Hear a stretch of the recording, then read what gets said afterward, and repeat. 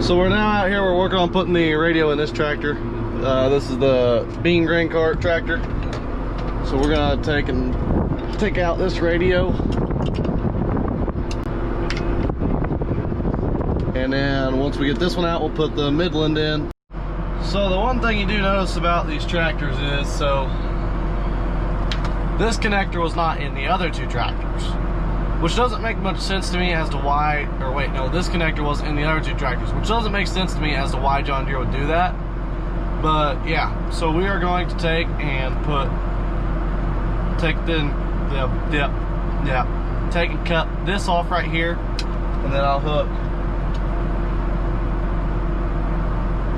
this one, that little one right there, I'll hook it in like right there, and then that way I can still plug this in and I can plug that in. So then I gotta cut on the actual internal wiring on the tractor.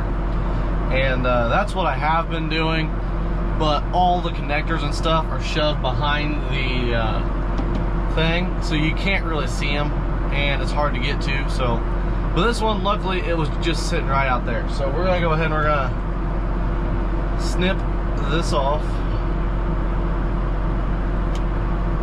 And then we'll take and we'll strip them two.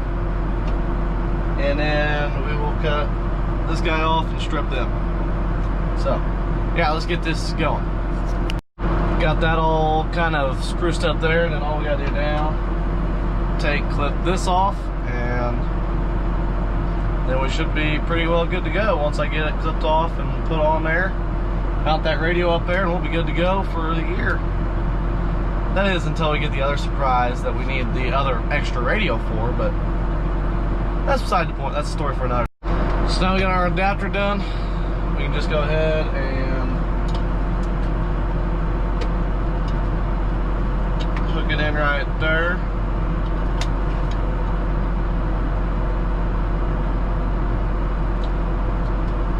Then we should be able to just stick it up here and hook it all together.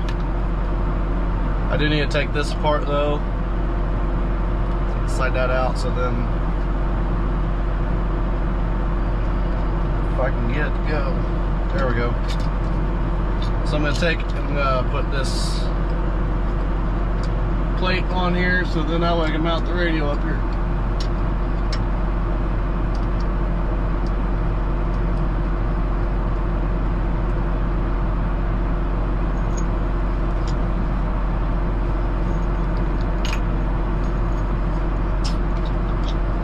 Well, folks, we got another problem now.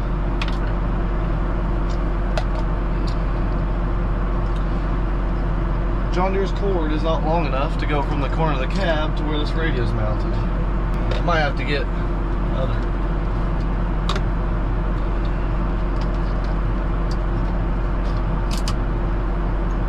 There we go.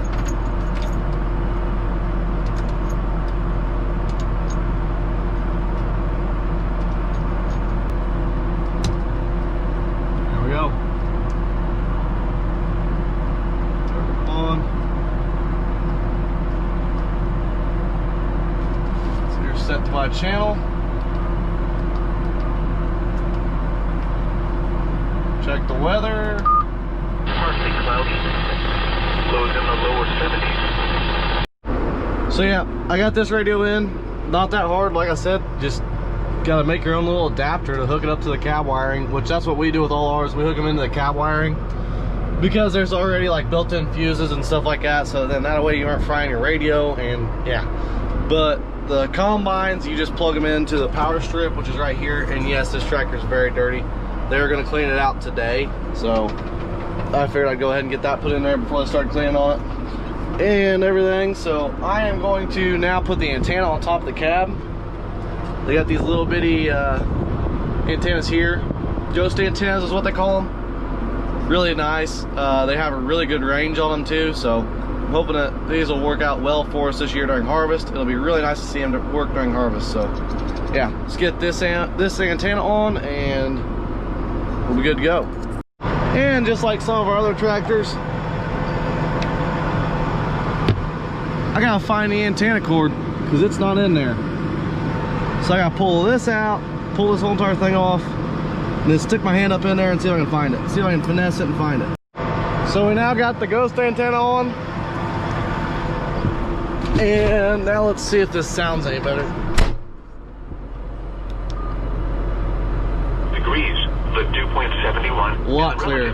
That is better. 51%, producing a heat index of 97. The We are wind good. was southwest at 12 miles an hour. Alright, we're good. We're good. I got it. I like that radio. I like that weather feature though. That is nice. I am gonna sit here and cool off for a second though because it's hot out there. I'm sure that truck's hot now too. So yeah.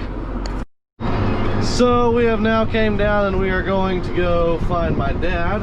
I don't know that any of us have drove down this little yet with a tractor, but this is how we are now going to get to this field back here because we're worried about that one bridge breaking.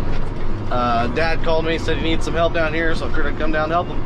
And I am now going to try and figure out how to get back there. I hope he's already ran over corn, because if not, then I'll have to turn around and go back that way and go up on top of the levee. But basically this little levee thing right here, it's not like actually it's a levee, it's more of like a ditch bank. So this ditch here is what runs to the pump house, and that ditch, when it runs to the pump house, will sometimes flood. Oh, whoa, whoa.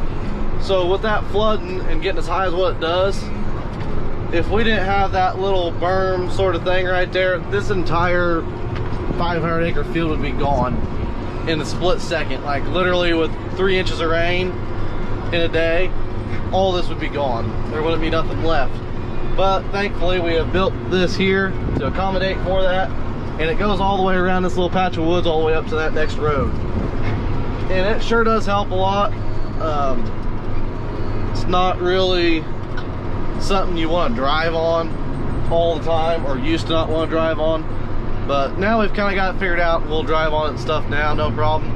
But I'm coming up here, gonna go up there, you can see Dad barely, and I'm going to try and probably have to move some dirt somewhere for him. I'm not really sure what he's doing yet. We'll figure it out, but I'm sure he's doing something interesting.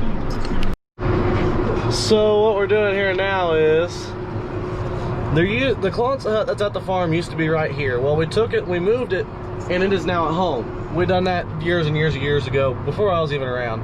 Dad moved it. And he moved it. Back up. Okay, he wants me to back up.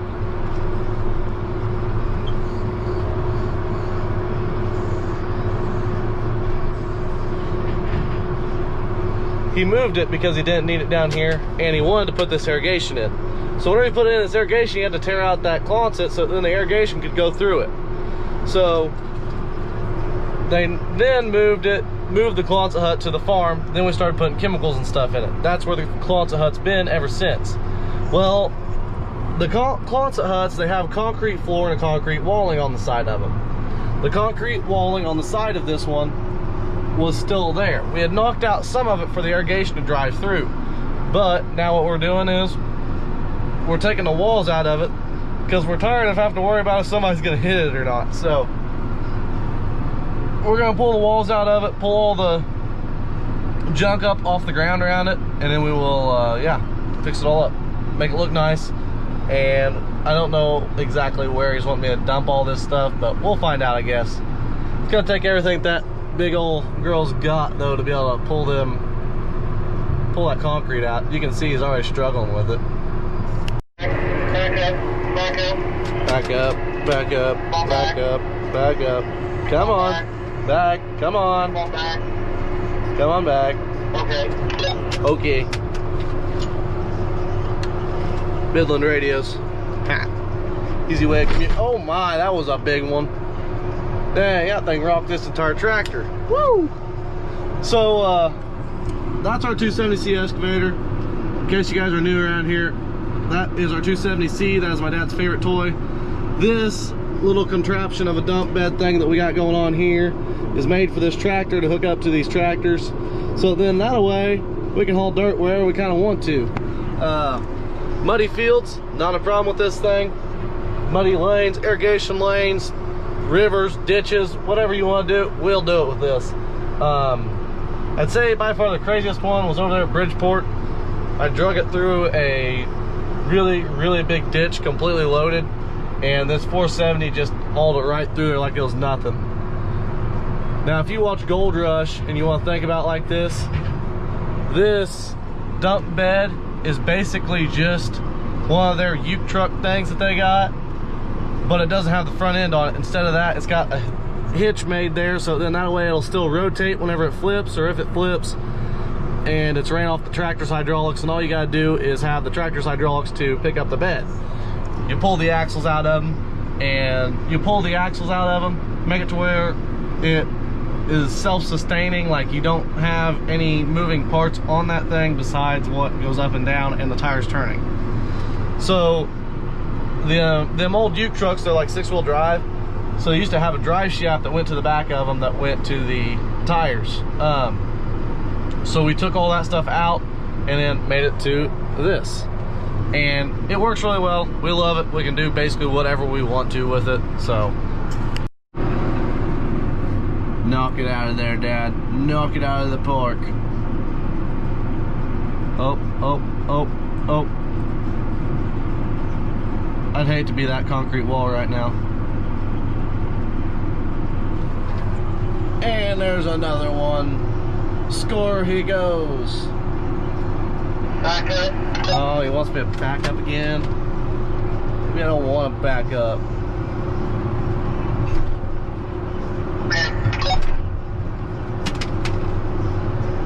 I will say it is actually really, really hard to drive a tractor with one hand, because, and looking back, and yeah, you gotta figure out where this goes, and yeah. So we just got her loaded up. It isn't like packed completely full because I gotta go all the way over there, and if I drop a bunch of it, then it'd just be a pain to pick up on the way back. So yeah, I did just get off the phone with some very, very important news.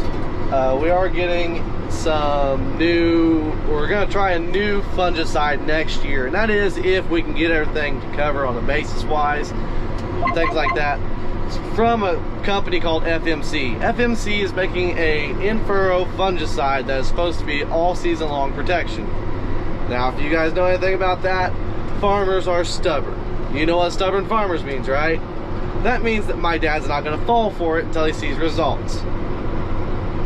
So in other words, basically the only way that he's gonna, that they are really gonna get us to buy any of this first year is if they can back it. Now, what I mean by backing it is, if they want to come and they want to put on the in-furrow application part of it in our planter, then we can do it. But as of right now, we don't have the in-furrow application thing on our planter, on our corn planter. We do on our bean planter, but not on our corn planter. So we need to see results, right?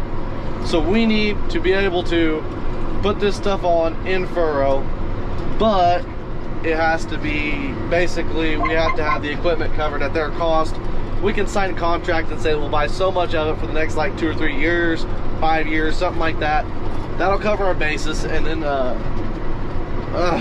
rough. So then that'll cover our basis as far as that goes. That'll show that they're really wanting to back this program, and that they're really wanting to kind of help us out on it, and that they are willing to help us out on it. Now, I don't know any more of the specifics yet. They're supposed to be sending me an email. I'll kind of tell you guys, like, as we go through this scenario, what I kind of think of it and what my idea behind it is. But my idea behind it right now is that this is going to be the future of farming. Putting everything in furrow and not having to worry about it for the rest of the year, which would be great, because then you wouldn't have corn with a gray leaf spot all over it and be worried about it all season long. Instead, all you gotta do is put it in furrow, and then you ain't gotta worry about it.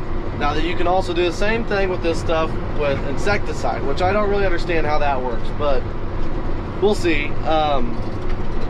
They also do make an insecticide that is all season long protection too, that you put in a planter, just like what you do with the fungicide.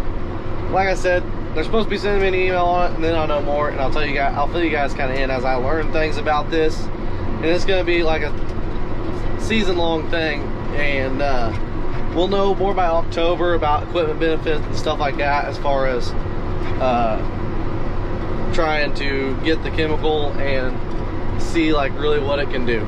So I've now kind of backed it off this ledge here. Hopefully it doesn't decide that it wants to go backwards and it just dumps everything out. We will find out really, really quickly though if it's gonna Doesn't put anything out.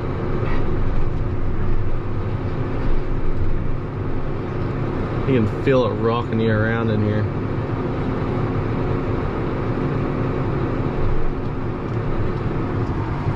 Alright, so now we'll drive back forward. Hopefully it doesn't flip over. Oh. I hate that. I hate that. I hate that.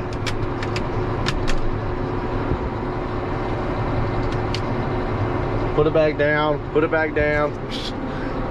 That's the sketchiest thing, is whenever the tongue starts to turn, you're like, uh-oh, it's getting ready to flip. Because whenever the tongue turns is whenever it flips. Alright. So now let's go back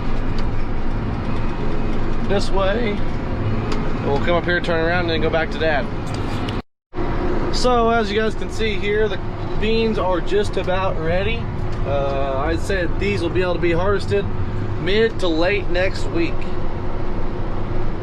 Pretty soon, isn't it? Now, but on the other hand, them beans were planted on the same day as them beans, but them beans are so green. You know why that is? Different maturities, different days. This is a group 3, that's probably group 2, or yeah, it's a little bit skeptical kind of on when we harvest certain fields, mainly because of the amount that we switch varieties. We switch varieties, groups, maturity days, everything all the time. So we have like 112 and 118 day corn. I think we even got higher than 118 day corn this year. I don't know, I'd have to ask Dad. He's on the seed side, I'm not. I'm more on the chemical side. I like to try to stay on my side of the spectrum, which is the chemical side. But this year, I'm gonna get to harvest some beans and some corn, I'd say. So kind of keep you guys up to speed on that. But yeah, this corn here was planted sometime in April 16th of April, and it has Triva Pro on it. Really wish I would have used Veltima. Veltima would work a lot better on this corn down here, mainly because of the fact of the matter that we now got a late season southern rust coming in, and we had sprayed it early with Triva Pro. So oh well, nothing we can do about it. But we could always come in and apply another type of fungicide on it, but it'll be okay. We'll get it taken care of. It's looking really good though. We did end up having to have some more flown on the other day. We only had like 300 acres flown on, which whenever they're charging you about $10 an acre, you're talking about $3,000 to $4,000 worth in spraying. So, but then again, on top of that, they get it done in a day. We don't have to worry about it, and it's a done deal. So, not a big deal. Dad got me loaded again. I ended up taking a little bit of a nap. But we're gonna go up there and dump this again, and then he wants to take another load out, and I'll probably be all for today. I don't know, we'll see, but that's kind of what he was wanting to do from the sounds of it. Alright, so let's see if this is the time that it flips. It's leaning just a little bit.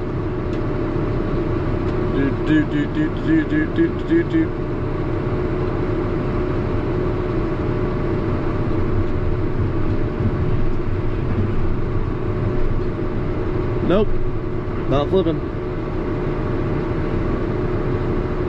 It's always a good sign.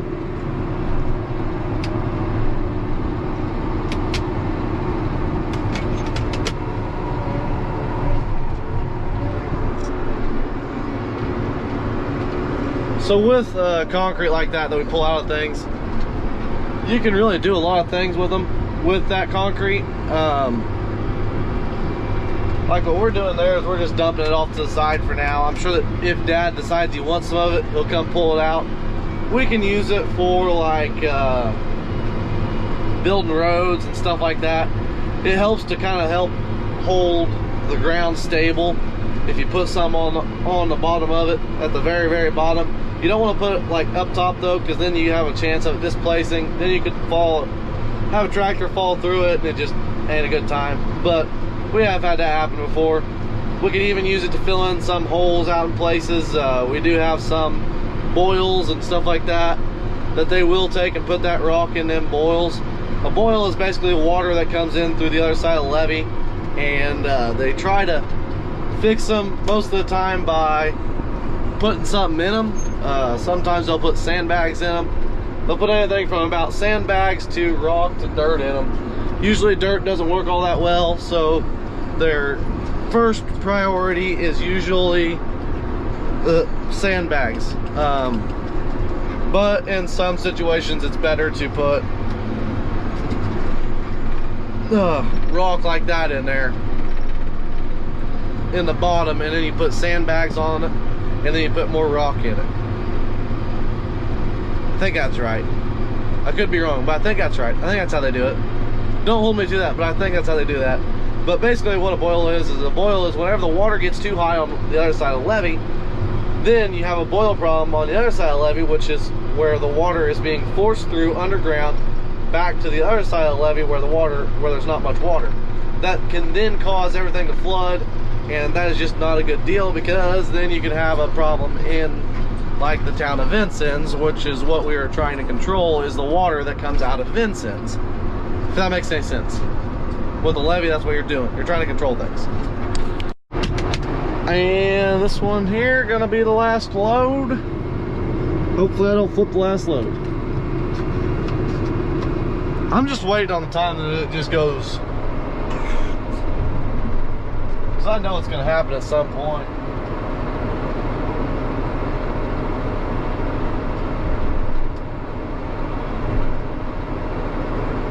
Up and away, and then we'll have to drive forward. I guarantee I didn't get all that out. There's not that much of a slope there.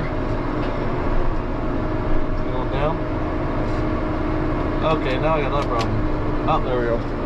Wrong way, Alex. So, woo, is that it? What about? There we go. So now, just like that, we are basically done for the day. I am going to put all my stuff back in the truck there. Start the truck up so it'll start cooling off, then use the bathroom. I am probably gonna go home now. Gotta put the radios back on the charger. Dad should be coming up there any minute now. Got that dumped. Dad's over there. So yeah, let's go head home.